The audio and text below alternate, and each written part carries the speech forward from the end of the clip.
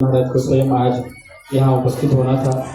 आदरणीय श्री हटवाल जी ने फोन पर सूचित किया और महाराज श्री का कार्यक्रम था, लेकिन किसी कारण से वो स्वयं उपस्थित नहीं हो पाए। उनके आदेशानुसार आज हम आपके बीच उपस्थित हैं।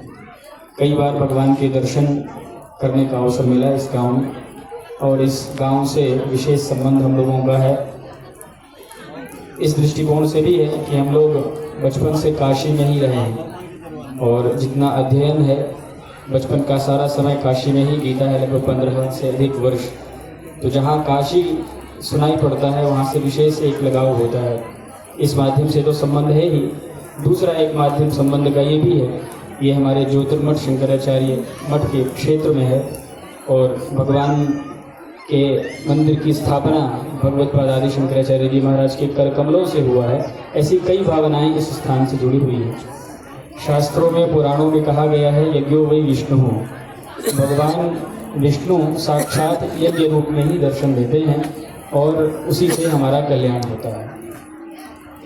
भगवत पाद आदि शंकराचार्य जी महाराज ने इस भारत भूमि को यज्ञशाला समझ करके इसके 4 द्वार पर 4 पीठों की वेद के आधार पर स्थापना की। पूर्व में गोवर्धन मठ की स्थापना की, पश्चिम में द्वारका शारदा मठ की स्थापना की, उत्तर में ज्योतिर्मठ की स्थापना की और दक्षिण में श्रृंगेरी मठ की स्थापना की।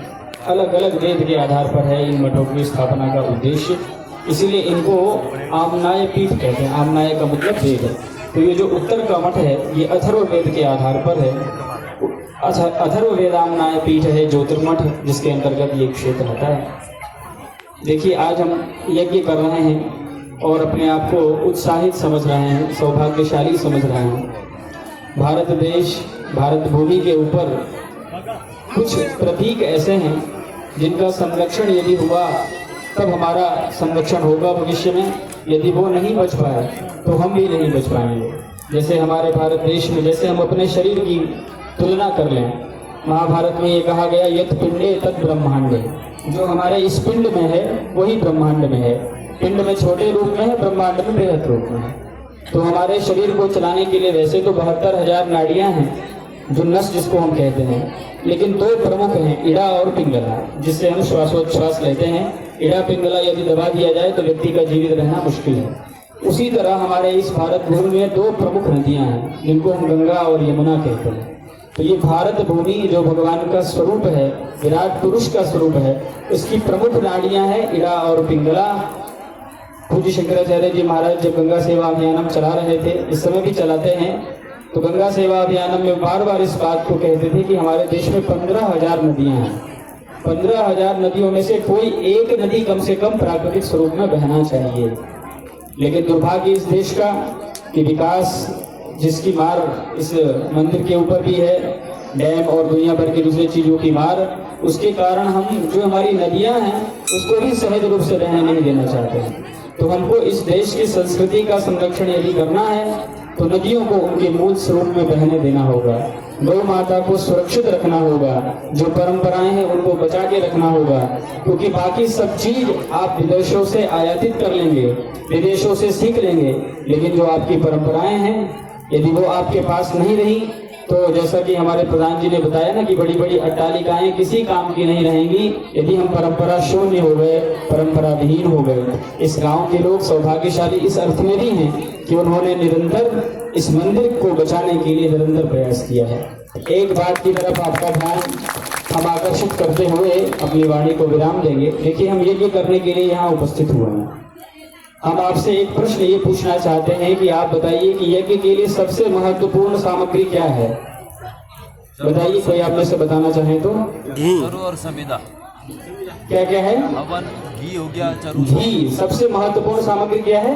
घृत। मतलब बिना घृत के हम यज्ञ नहीं कर सकते। महाराज श्री ने यज्ञ की महिमा बता दी कि बिना यज्ञ के इस संसार की कल्पना नहीं है। वो घी कहाँ से हमें प्राप्त होती है? गाय से। कौन से गाय से? शुद्ध देसी गाय। शुद्ध देसी नस्ल की गौ है, उससे वो घृत हमें प्राप्त होती है।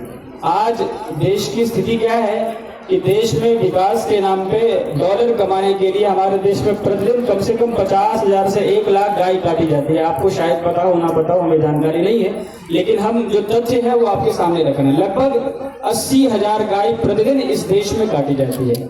हम अपने आप को कहते हैं कि हम हिंदू हैं, हम अपने आप को कहते हैं कि हम सनातनी हैं, हम अपने आप को दूसरे और इस तरह के स्वाभिमान से जोड़ते हैं। लेकिन ये हमारे लिए दुर्भाग्य का विषय है कि 80,000 गाय प्रतिदिन इस देश में काटी जाती है। आप कल्पना करिए कि मुसलमान जिसको अपनी माँ कहते हो, ईसाई जिसको अपनी माँ कहते हो, क्या इस देश, उनके देश में उनके प्रतीक को काटा जा सकता है? आप सोच भी नहीं सकते हैं। लेकिन हम कहने को हिंदू हैं, कहने को बड़ी बड़ी बातें हैं कि हमारी सरकार है, हमारा ये, हमारा वो, हमारा धर्म, लेकिन दुर्भाग्य है और विचारणीय बिंदु है कि हमारे देश में प्रतिदिन 80,000 गाय काटी जा रही है, उसको स्लॉटर हाउसेस में भेज के काट दिया है, फिर भी हम अपने शांत बैठे रहते हैं। तो यदि हम गौ हत्या के लिए नहीं बोलेंगे, नदियों को बांधा जा रहा है उसमें नहीं बोलेंगे, मंदिरों को तोड़ा जा रहा है उसमें भी नहीं बोलेंगे, तो आप कल्पना करिए कि मुगल काल में और आज के काल में क्या अंतर है।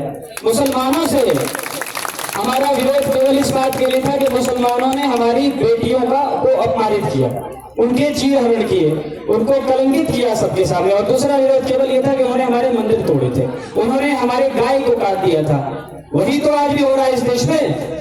विकास के नाम पर जब तक इस देश में गाय को काटा जाएगा, जब तक गंगा नदी को बांधा जाएगा, जब तक हमारी अस्मिता को के ऊपर प्रहार किया जाएगा, जब तक हमारे मंदिर तोड़े जाएंगे और हम शांत बने रहेंगे, तब हमारा कल्याण नहीं हो सकता है।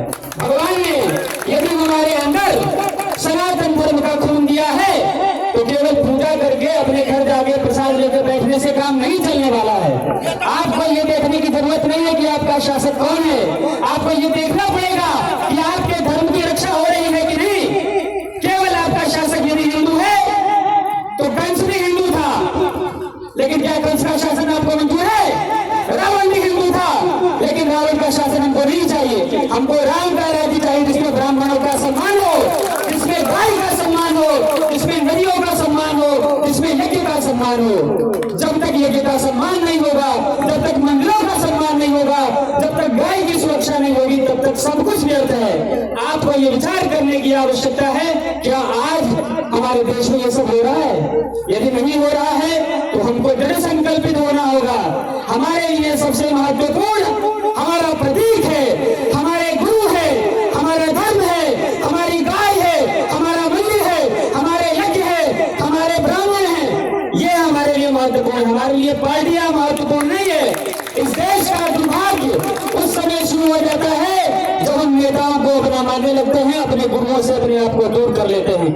आज हिंदुओं की दुर्दशा इसलिए है कि हमने नेताओं को अपना बाप समझ लिया है, अपना मार्गदर्शक समझ लिया है। जब तक ये देश गुरुओं के मार्गदर्शन पर चलता था तब तक कोई समस्या नहीं थी इस देश के सामने।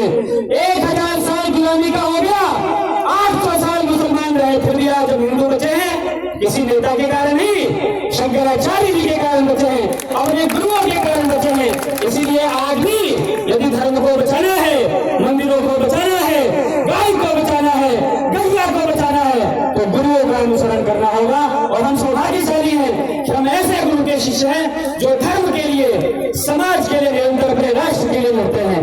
आज आपके गांव में आकर के, छोटी काशी में आकर के लक्ष्मी नारायण भगवान के सानिध्य में हम उस वचन को पुनः दोहरा रहे हैं कि इस मंदिर के संरक्षण के लिए यदि प्राण लेने की आवश्यकता पड़ी तो शंकराचार्य, मुक्ताचार्य, ब्रह्मचारी और ये आप सब, हम सब कभी पीछे नहीं रहेंगे, क्योंकि हमारा मार्गदर्शक किसी से नहीं करता सिवाय धर्म के।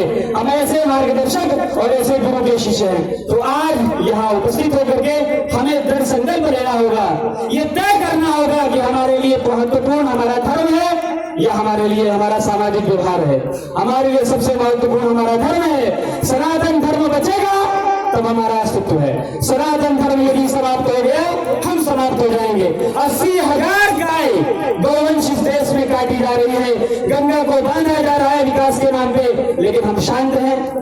शांत रहने की आवश्यकता नहीं है, एक स्वर होकर के आवाज उठाने की आवश्यकता है, अपने धर्म, अपने अस्तित्व को बचाने की आवश्यकता है। इतना ही कहते हुए हमारे भाई श्री राजेंद्र हटवाल जी और उनकी पूरी टीम इस गांव के सभी लोगों के लिए अपने शुभ भाव व्यक्त करते हुए मंच पर उपस्थित परम आदरणीय हमारे मार्गदर्शक, सदा जिनका आशीर्वाद हमें प्राप्त होता है, ऐसे पूज्य स्वामी शिवानंद सरस्वती जी महाराज को प्रणाम करते हुए, साथ ही ज्योतिर्मठ के जगत गुरु शंकराचार्य पूज्य बाद स्वामी श्री अभिमुक्तेश्वरानंद सरस्वती जी महाराज का शुभाशीर्वाद आप सभी के लिए अभिव्यक्त करते हुए यज्ञ नारायण भगवान के चरणों में प्रणाम करते हुए कि हे प्रभु, धर्म के लिए हमारे अंदर निष्ठा बनी रहे, धर्म के लिए मरने और मिटने की आवश्यकता पड़े तो कभी पीछे देखने की स्थिति ना आए, आपका आशीर्वाद बना रहे, यही कामना करते हैं।